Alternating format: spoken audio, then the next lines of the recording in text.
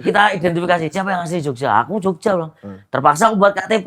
Karena aku kan memang orang Jogja toh. Aku buat KTP ada satu lagi buat KTP, 2 orang kita sebagai pendiri. Terkait tentang wising sumur-sumur, terus kemudian ada kata-kata slogan Jogja ora didol. Nah, itu ceritanya piye, Bung? Nah, tapi terus keluarnya perda pakai perda apartemen. Nah, perda rusun bahkan.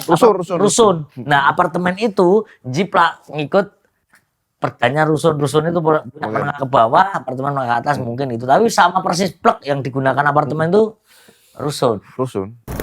Udah nggak masuk akal menurut. Kalaupun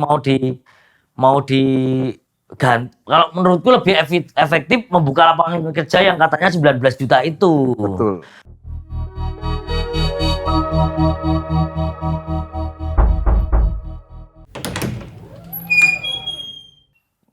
Terus sampai advokasinya itu terus sampai tiap tahun kita bikin acara pentas kreasi jalanan itu pakai organisasi, udah kita ngembang udah nasional, gerakan kaum jalanan merdeka nasional. Terus sampai Jawa Timur, sampai Banyuwangi, aku sampai organisasi di Lampung, ada sampai Medan, sampai Sulawesi, sampai Jawa wis full kena kabeh bikin GKJM.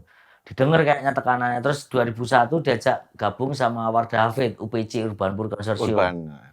Bikin yang namanya jejaring rakyat miskin Indonesia, Uplink Urban Poor Linkage. Terus kita jaring bikin semakin gede gaungnya 2003 prosesnya terus kompromi, wah ini harus ada hasil nih. Rakyat itu kan tahunya sekarang demo besok sukses gitu hasil ya. PKL digusur sekarang demo besok jualan kan gitu. Padahal belum loh. Wah ini kita harus kompromi akhirnya terus kita diundang audiensi. Waktu itu pokoknya DPR yang 2004 ketangkap KPK semua korupsi dana purna tugas itu. Hampir seluruhnya kecuali partai apa karena belum ada. Nah, nggak usah kita sebut senengan dan. Nggak kesenangan disebut rumah sorsi dewi ya memang belum ada satu partai belum ada baru ada sekarang. Iya. Terus kita gini aja, kalau KTP itu harus ada yang mengampu. Nah pengampunya itu bisa personal, bisa kelembagaan. Kalau kelembagaan dia harus punya legal formal secara hukum, harus punya akta notaris. Aku bilang, kalian legal enggak? Legal. Kalau legal kenapa enggak diampu DPR aja? Kenapa kita harus bikin akta notaris? Debat panjang, akhirnya kita kompromi. Kita bikin tabah itu kita lembagakan. Tapi asu tadi ternyata bikin akta notaris juga harus pakai KTP kan anjing. Tolol ya. Wah bajian ini dibohongin. Wah mikir. Aku yang kita identifikasi siapa yang asli Jogja. Aku Jogja loh. Terpaksa aku buat KTP. Karena aku memang orang Jogja toh. Aku buat KTP ada satu lagi buat KTP, 2 orang kita sebagai pendiri. Bikin akte nggak suruh bayar dulu sama siapa dulu Gunung Ketur. Ada Mbak Cahya siapa tahun 2003 2002-an. Kita data kita ini terakhir menang tapi setelah 4-5 tahun perjuangan menang, tapi dapatnya cuma kipem yang hanya berlaku 6 bulan. Anjing. Cuma 6 bulan lagi. 6 bulan. Kita data 600-an lebih dan yang bikin trauma gelombangnya per gelombang 60 orang harus Poltabes. Dulu masih Poltabes, kan Polres lagi ya. Identifikasi. Nah, kita harus identifikasi. 2 hari foto kanan kiri kok tahanan pendataan ulang. Nah, masalahnya bocah-bocahnya terus keluar terus cerita lama yang lain kan kita mau bikin gelombang 60-an langsung cuma sekali itu stop, lainnya Parno kalau udah urusan kantor polisi. Ini mau kayak ketangkap loh itu karo-karoan. Judul mereka identifikasi mungkin dinolkan dari identitas daerah lain itu akhirnya seangkatan gue tapi sempat termuat di Kompas di halaman depan ditulis. Aku ditanya dulu waktu Mas Budi waktu BSW ini kalau saya tulis halaman depan ini kamu minta judul apa tentang KTP kesuksesan mengadvokasi diri. Baru pertama organisasi jalanan yang mengadvokasi diri walaupun waktu itu ya berjaringan dengan LBH pasti ya tapi zamannya Mas Budi terus transisi ke Sudi Subakah baru-baru gitu. Ini aja KTP pas buat masuk surga bilang. Ya, karena kalau mati anak jalanan harus punya KTP kalau enggak diupacarakan dengan cara apa? Didoakan dengan apa? Benar. Mau di sholat ya kalau Islam. Kalau enggak sementara agamanya bisa dilihat di KTP. Kecuali aku tak tato salib ya. Ya, minimal salah dikit aku Katolik, wah salah Kristen nggak apa-apa lah, sak server isian ya gitu-gitu lah. Tapi bahaya atau enggak sih? Yang minoritas mah nggak bahaya. Yang bahaya yang mayoritas. Kalau minoritas nanti disomasi ya kita mualaf. Wah, ya maaf ya. Wah malah jadi tepi jurang ini. Tepi jurang. Diedit ini nggak penting ini diedit. Nah gitu terus diajakkan siapa terus akhirnya 2005 wis dilibatkan di UPC terus jadi relawan di Aceh gitu-gitu terus masih sampai sekarang masih UPC aku tapi UPC itu kayak keluarga gitu tuh jadi nggak terbatas program nggak terbatas. Kemarin belum lama kan dari rumahnya Bu Arda ke sana. Nah masih di sana aku megang koordinator nasional sektor jalanan, subsektor jalanan, berjaringan sama UPC ini. Lama di Apling terus dikirim-kirim ke Aceh, terus habis Aceh selesai Aceh Jogja gempa, habis Jogja sampai 2007 2008 ke Jakarta, 2009 dioper ke Solo. Advokasi warga Seren Kali Surabaya yang menang juga baru pertama kali dari 2002 warga diajak terlibat menyusun perda. Nah, penataan Seren Kali Surabaya. Kali. Itu warga ikut. Jadi ada keren. Warga, ada baru pertama kali di Indonesia. Nah, itu bahkan dicontoh orang beberapa negara di Asia menghadapkan rumah ke sungai itu konsep Surabaya. Di sini ditiru juga toh. Jogja ada jadi memotong belakang rumah 3 meter untuk jalan inspeksi menghadapkan rumah ke sungai sehingga kita nggak buang sampah, kita helikopter apa itu toilet di ini hilang bersih. Jadi kalau kita jadikan halaman pasti kita akan ini konsepnya Jogo Kali. Nah itu 2002 sampai sekarang masih ada itu warga seluruh Seren Kali dari Semampir sampai ke Braun ujung sampai ujung. Itu dari situ terus awal 2010 di advokasi korban Lapindo karena udah 4 tahun terlunta-lunta sampai dengan 2014 karena waktu itu tertipu oleh sosok presiden yang sempat menggemparkan aktivis, menggoyangkan mental iman aktivis yang benar-benar aktivis ya. Kalau yang penjilat kan ya bodo amat ya. Tapi yang benar-benar aktivis pun ketipu sampai wah gagal golput karena bocah iki gitu. Nah, itu kontrak politik. Tapi kontekku bukan termul banget sih karena kontrak politik kan kita satu sejajar ya. Nah kalau nggak salah dulu itu tuntutannya ada 5 itu di atas Tanggul Lapindo itu 2014. Kalau di Jakarta ada KJP Kartu Jakarta Pintar, KJS Kartu Jakarta Sehat. Nah kita tuntut untuk itu menjadi program nasional sehingga menjadi Kartu Indonesia Sehat, Kartu Indonesia itu jadilah Kartu Indonesia Pintar. Jadi semua barang itu toh. Terus dana talangan korban Lapindo 989 miliar atau apa karena sampai 2014 itu udah 8 tahun mereka terlunta-lunta, ada yang udah meninggal, ada yang gila, ada yang apa. Akhirnya deal di situ sampai Februari aku nunggu asli. Begitu Maret masuk APBN lega kita cabut. Itu sempat kontrak politik di Jakarta juga waktu dia jadi gubernur. Kita ikut kontrak politik yang bukan menggusur tapi menggeser kampung ya itu konsep itu. Gesernya 1 kilo. Ya gitu-gitulah sempat tertipu oleh biawak satu ini ya. Bung Dodo, nih ada yang menarik jalan. Setelah ini pulang dari Lapindo. Ya kan? Kemudian kan ada jenengan ikonik, ada kata-kata ngadvokasi terkait tentang wising sumur-sumur, terus kemudian ada kata-kata slogan Jogja ora didol. Nah, itu ceritanya piye, Bung? Nah, Jogja ora didol itu sebenarnya itu kan 2014 ya aku pulang sini habis kontrak politik di Lapindo itu. Pas lebaran puasa, lebaran 29 atau 30 itu aku ingat Juli 2014. Nah, itu aksi protes terhadap sumur yang diduga membuat kering sumur warga. Nah, terus di situ ketemu sama teman-teman aktivis warga berdaya itu teman-teman Jogja, ada seniman, ada aktivis, ada akademisi, ada warga gitu. Mereka udah membawa slogan Jogja ora didol itu slogan yang merangkum kayak apa ya, grand issue gitu. Permasalahan Jogja baik pertanahan, ruang, perebutan ruang, tentang air apa segala macam. Itu 2013. Nah, waktu itu ada juga apa? Mereka membuat festival seni mencari Haryadi itu. Iya, Nah, itu udah ada slogan itu sebenarnya. Tapi mungkin prediksi orang menganggapnya aku mungkin karena ibarat toko itu nek Jogja Radidol itu kan toko lah. Di situ ada dagangannya, ada tanah, ada hotel, ada air, ada apa. Nah, aku segmennya di hotel ini, hotel dan air. Nah, mungkin karena dagangan itu laris sehingga tokonya Jogja Radidol juga keangkat, ketempel di aku gitu. Sebenarnya udah ada duluan Jogja Radidolnya.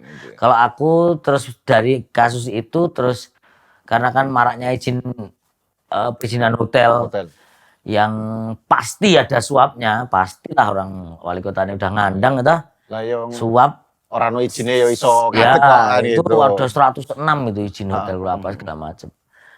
Nah, terus bikin tagar Jogja kangen KPK gitu.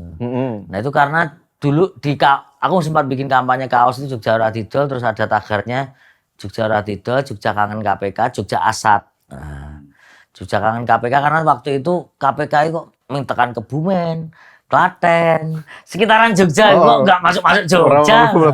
Masuk Jogja pertama kalau nggak salah itu saluran air bersih yang ada di OTT 100 juta tapi wongnya langsung sing ketangkep.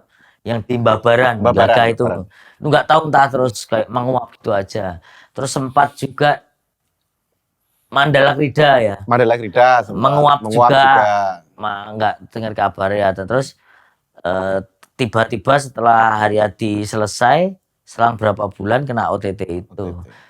Apartemen berapa? 200 juta. Orang cuma bilang 200 juta kecil yo. Kalau logikanya kan matematikanya kalau 106 bisa dikeluarkan, yo kalikan 200 toh. Oh iya. Ya semono kuwi jumlahnya.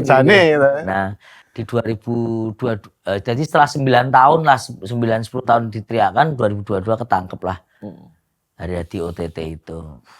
Ya karena koyok kita nggak percaya, nggak yakin kalau KPK berani ke Jogja. Aku sempat ngomong ke wartawan.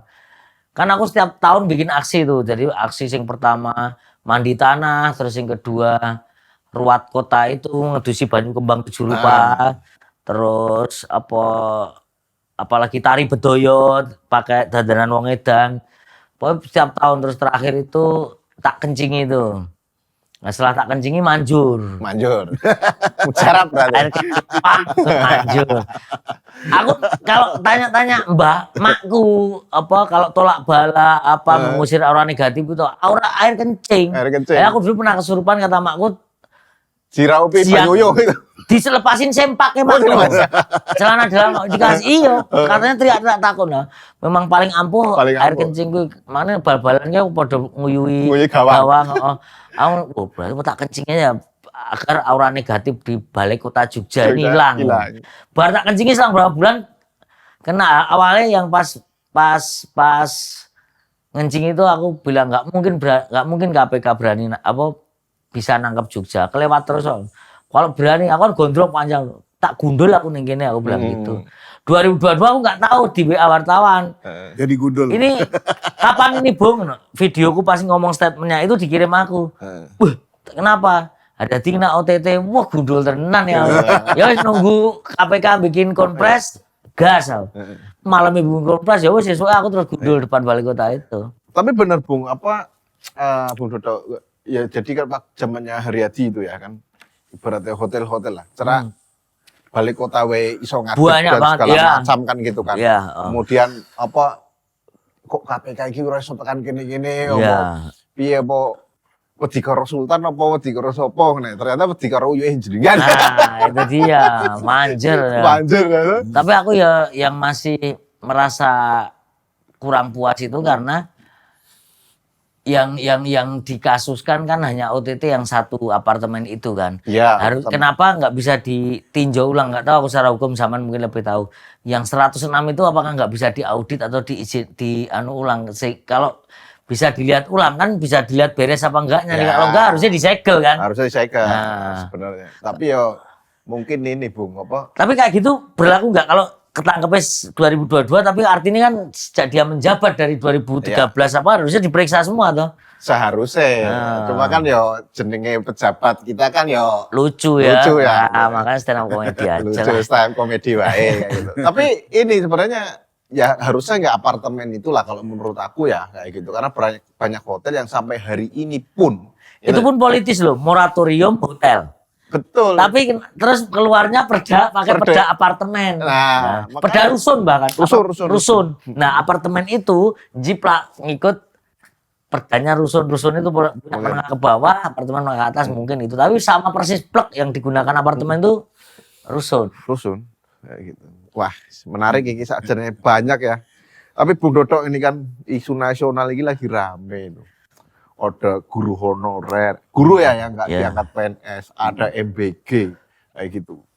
Nek menurut stand up komedi biar kritiknya ning pemerintah ini manjur, ini kayak Juyui mau piye kira-kira idene iki. Aku udah nggak terbayang menurutku apa ya, kasar banget gitu loh. Kalau aku belum baca detail, tapi yang berseliweran data mateng yang tak lihat kan MBG itu katanya sampai 1,2 triliun per tahun, per hari. Per hari. Per hari itu habisnya 1,2. Sedangkan UAD itu katanya dulu dibangunnya cuma 200 miliar. 200 miliar. Artinya nenek sehari nggak stop MBG itu bisa bangun 6 kampus loh. Penuh kampus. Untuk mencerdaskan anak bangsa. Anak bangsa. Tentunya kalau SMA SMP akan lebih murah dong. Ya. Kalau kampus segitu SMA SMP akan lebih Ya. murah. Bayangkan kita berandai-andai aja.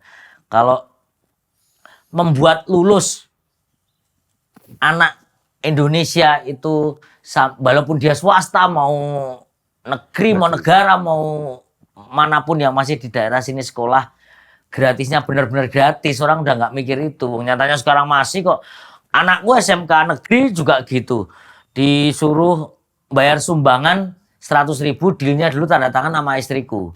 Sumbangan pas wayai aku datang, ini sumbangan setahun belum dibayar, berapa? Sudah 200, sumbangan apa? Kok ditetapkan? Kalian tahu nggak? Coba guru bahasa Indonesia saya tak panggil 3 orang guru bahasa Indonesia. Jelaskan arti kata sumbangan menurut KBBI ya. Sumbangan itu berupa pemberian cuma-cuma, sukarela. tidak mengikat, tidak terikat waktu dan tidak terhitung jumlah. Kalau terhitung jumlah itu artinya pungutan. Pungutan tanpa dasar hukum berarti pungutan liar. Kan gitu logikanya. Iya. Nah, tapi kok nggak bisa dipidana gitu loh. Nah, kan lucu. Lucu ya? Lucu. Lucu. Ada yang, tapi menurut teman-teman yang advokasi pendidikan di Jogja, lapor polisi yot mental, dilapor pendidikan juga mental. Terus opo iki mosok berserikat bersama-sama bersekutu untuk melakukan pungli kan ya. Nggak mungkin lah, pemerintah kita kan baik, polisinya jujur, bersih. Gitu. PNS-nya juga baik, itu terjadi itu. Nek misalnya satu orang itu misalnya kuliah bisa dikira-kira 35 juta habisnya. Untuk 1.000 orang berarti kan cuma 35 miliar. 30. Nah, dari 1,2 T loh. Artinya kan harusnya bisa melahirkan berapa sarjana. Taruhlah dari kelas 1 SD lah. Ya. SD, SMP setiap tahun itu pendidikan butuh berapa? Taruhlah berapa 5 juta lah gitu, 5 juta setiap tahun, 2 kali 12 60 juta anak udah lulus SMA. Terus kuliah 40 juta, wis 100 juta satu anak. 1 triliun ki mulai akeh. 1 juta satu anak dari 0 sampai S1 loh iki. S1 Nah, ya. 1,2 T itu kalau untuk biayai dibagi 100 juta berapa tuh? Kelongi nule berapa? 8. 8. Berapa? 1.000 ada? Ya kurang Berapa? lebih lah, Kurang kurang lebih 1.000. Nek satu hari bisa 1.000 sarjana loh. Iya. Negara ini butuh pendidikan gratis gitu biar semua bisa akses. Wong nyatanya semua enggak ini kok. Makanya kadang ini Bung, nek aku lihat ya dari pemerintah. Jadi kan MBG ini kan diambil dari dana pendidikan. Pendidikan sebagian besar. Sebagian besar gitu. Makanya kan apakah MBG itu bermanfaat ya gitu ya untuk anak didik kita kayak gitu. Kalau kita ngomong bahwa makan bergizi sehat lah ya kayak gitu. Itu sebanding nggak Bung dengan mencerdaskan kehidupan bangsa yang sudah diatur dalam Undang-Undang Dasar itu loh Bung. nggak ada mengenyangkan warga itu nggak ada. Yang ada mencerdaskan kehidupan Mencerdaskan, bangsa. iya. Maksudku gini loh. Maksudku ini penghinaan malah. Penghinaan. Tapi secara aku personal pribadi ya. Iya. Kalau ada yang memperdebatkan ya monggo kita berdebat. Sejak zaman Belanda, sejak zaman penjajahan, mbahku buyut itu cerita makan itu sampai gedang pohon pisang itu ditebang, tengahnya dimasak, dipangan. Aku yakin Bung Karno, Soeharto, orang-orang Jogja yang hidup zaman penjajahan mangannya nggak enak-enak banget dulu waktu sekolah. Waktu DE SD paling Lah, kalau iya. mangan apa jangan sego wiwit sawah kayak paling mangan enak kalau ada kendurian tetangga, Kendurian, mangan iya. ayam ngono kata. Mangan apa selapanan bancaan sing telurnya dibagi 16 itu kuningnya wis ilang tak kemana itu ya. Iya. Nah, zamanku kan masih rayaan itu sekarang udah nggak ada yang tuh ya. Nah, itu nyepelein lah seorang gila kok siapa di sini orang tua semua ya. Siapa orang tua yang nggak memikirkan gizi anaknya sih coba. Iyalah, pasti. Wes nggak usah negara lah, apa kowe mikirkan Iya. bangsa. Sing jenenge anak ning wong tuane wis dipikiri kayak tentang kesehatan, gizi kayak gitu. Kecuali yang ditanggung, disupport, di apa malah justru misalnya yang homeless, yang panti asuhan, yang apa Betul. itu oke. Tapi Oke, yang punya oke. orang tua, itu kalau perlu malah ada aturan kalau orang tua nggak memberi gizi anaknya dihukum mau rajam mau diapain gitu. Maksudnya ada hukuman. Misalnya ada anak gizi buruk, nah itu harus diberi hukuman orang tuanya. Itu malah sepakat aku. Sepakat. Nah, konteksnya kemarin aku mengupload pas ibu-ibu ada demo tolak MBG di UGM. UGM. Napu ini. Aku ngupload lumayan ngangkat kalau bagi aku di TikTok 100.000 lebih itu komennya negatif semua. Wah, berguna, sangat berguna. Weh zalim. Kalau MBG dihilangi berapa orang kehilangan lapangan kerja? Hei, ini masalah lapangan kerja beda lagi Beda dong. lagi. Beda lagi dong. Nek ngomong MBG nggak ada korelasinya dengan lapangan kerja, itu bahwa kebetulan dibutuhkan Tenaga kerja kan gitu, itu dampaknya kan. Dampaknya. Gitu. Nah, kalau dampak seperti itu dan pengeluarannya ekstra gede, katanya sopirnya gaji 3 juta, sementara guru honorer berapa? 300.000. 300.000. Bayangkan gitu. Bajingan sesasi 300.000 sehari 10.000. Wow. Paket data lo 5 giga 15.000. Lah, iya. Sebulan es 450.000. Makanya Nggak masuk makanya itu. akal, nggak masuk Terus akal. ada lagi Bung, ini di Lampung kalau nggak salah ya, itu ada orang tua siswa itu emang kritiki terkait MBG. Anake ki ora dikei. Ya, aku tadi baru ngeliat. Baru gue itu. Kan wah Kakak jatuh adik ya, tenan itu. kakak adik ya. Wah, kakak adik itu loh. Iya. Mengkritisi MBG nang SPG nih kalau MBG ini itu nggak dikasih. Ini kita harus bercermin, bayangkan kayak gini terjadi zaman Soeharto ya, yang nggak ada media sosial semua. Sekarang semua orang bisa jadi wartawan ya, Betul. bisa mengabarkan kabar. Jelas-jelas kabarnya kayak gitu terus. Tuh, aku yakin mungkin usah sing meninggal kayak apa, mungkin ada karena isunya kan beberapa tempat ada yang keracunan lah, ada Ya. yang apa. Udah nggak masuk akal menurut. Kalaupun mau kalau menurutku lebih efektif membuka lapangan kerja yang katanya 19 juta itu. Betul. Dulu kan ada presiden yang bilang 10 juta lapangan kerja. Wakil. Dulu presiden bilang 10 juta lapangan kerja, terus kemarin wakilnya bilang 19 juta. Udah naik, padahal yang 10 juta aja belum. Kan dulu, Tapi iso munggah iki. Nah. Hitung-hitung piye iki? dulu kan bilang, wah akan menyediakan 10 juta lapangan kerja, ternyata cuma bisa 3 tuh. Anaknya, mantune, Mantune, ya. 3 tok, ora 3 juta. Sedulure ya. Sedulure ya. Nah, nggak ada. Kalau pengen anak sejahtera ya otomatis orang tuanya kasih pekerjaan yang mapan, UMR-nya dinaikkan, pemerataan lapangan pekerjaan wis beres, sudah Beres, anaknya pasti los wis, anaknya mau makan, anakku arep mangan iwak koi, iwak arwana tiap hari lauke bodo amat ya. Lah iya. Beli iwak koi sing 10 juta aku Makanya mangan. terus sekarang itu kepala BGN itu hampir 330 berapa triliun itu untuk disiapkan pekerjaan MBG itu harus diangkat PPK, PNS itu. Udah tuh katanya, Pak. Kayak gitu. P3. P3K itu apa tuh? Ya itu. Ya, pengangkatan setara dengan PNS, sedangkan honorer iki itu nasibnya piye gitu. Atau yang belum PNS lah ya, guru itu loh. Kemarin atau apa aku ngeliat pernyataan dia bahwa sekarang hasil hubungan siri, ada apa juga akan dijamin oleh MBG. Anak hasil hubungan siri, anak ada itu Kak. Apa barusan dia ngomong, ini apa korelasi? Bulan puasa juga katanya. Iya. Nah, bulan puasa Bulan dapat puasa. juga. Bulan puasa terus disuruh ngambil. Padahal anak-anaknya udah ngomong loh, tolong kita berhenti stop libur MBG seminggu untuk dialihkan untuk recovery bencana di Aceh, bencana di gitu. Sumatera gitu.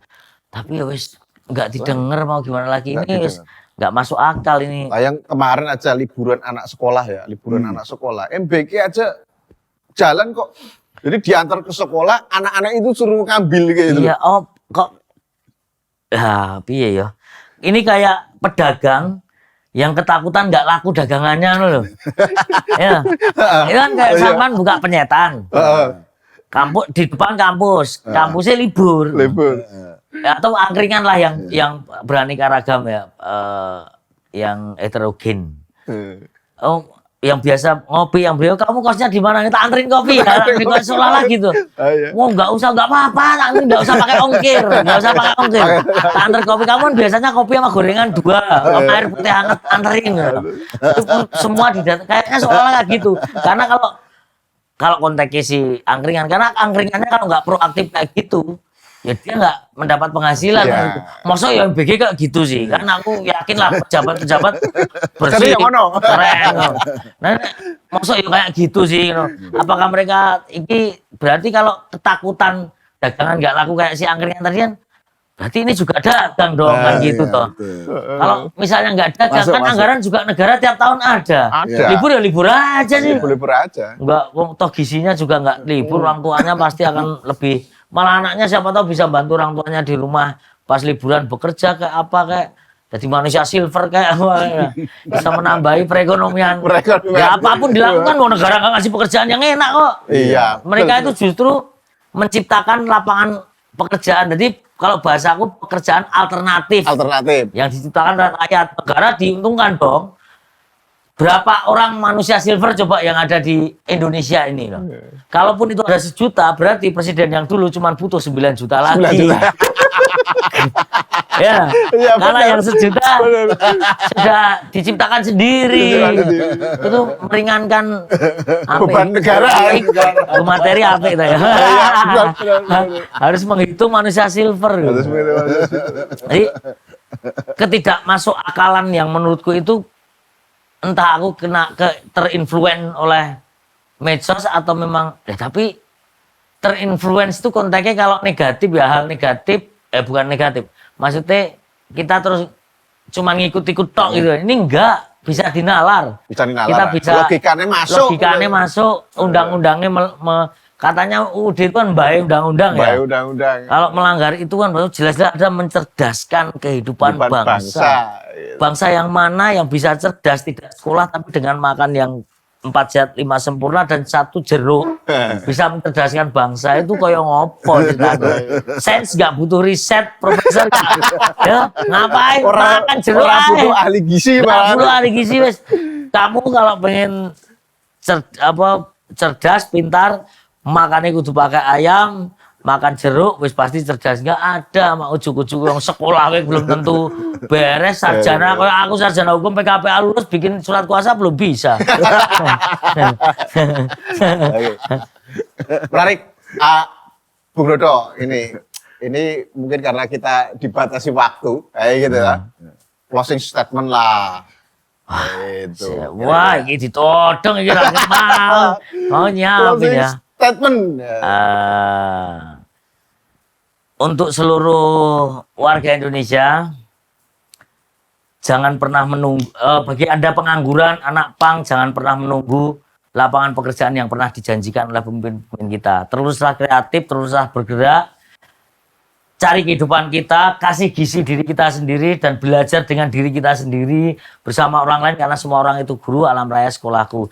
Jangan minder, kalaupun nggak sekolah masih bisa, karena alokasi pendidikannya digunakan untuk hal lain, dan jangan minder menjadi beban keluarga, karena di Solo masih ada 1 keluarga yang menjadi beban negara. Siapa itu? Sing arep-arep.